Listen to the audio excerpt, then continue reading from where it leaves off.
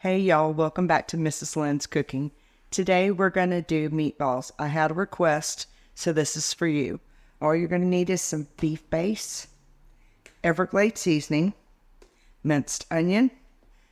Going to need breadcrumbs Italian. I've got the Badia seasoning, and we're going to do Italian seasonings, 1 egg, and I have ground chuck, which is a pound. Okay, we've got our ground chuck in a bowl. First thing we're going to do is we're going to add in our minced onions, and that's about 3 to 4 tablespoons because we like onion. You don't have to use that many, but you can. Then we're going to go next with our Saison, which is about a tablespoon. We're going to put that in. We're going to take our beef base, which is about a tablespoon as well. Put that in. And then I've got about a tablespoon, maybe a little bit less, of the Everglades because it has a lot of salt in it. Dump that in. And then we're going to put in, and then we've got here about 2 to 3 tablespoons of Italian seasoning. We're just going to dump it in.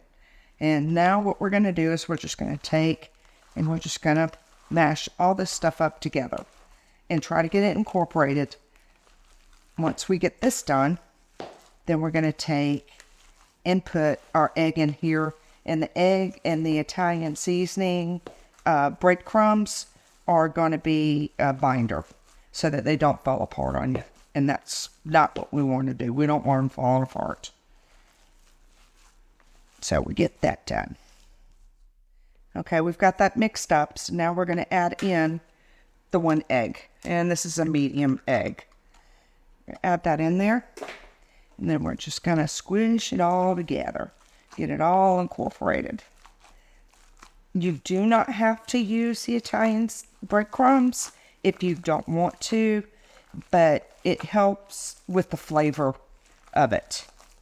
So we're going to get that done. And then when I go to put in the breadcrumbs, I'm just going to do by eye. I'll try to give you the best that I can on it because it's hard to say once you get this done. So I'm putting in the breadcrumbs, and I'm going to say about a 1/2 cup of breadcrumbs. Okay. Get this all mixed together because we want it all mixed in really good and make sure everything is incorporated. And then once we get this done, we're going to take and get a cookie sheet. You can either line it or spray it, whichever you want to do, with some oil so that they don't stick, because we're going to bake these in the oven. We're not going to fry them, we're going to bake. I try not to fry too much because frying's not always the best thing in the world for you. Okay. And what I wanted to let you know is not fry, but pan-sear. So now we're going to take everything that's been incorporated, and we're going to take and we're just going to make them into meatballs and just press them together. And then we're just going to lay them on our cookie sheet that was sprayed.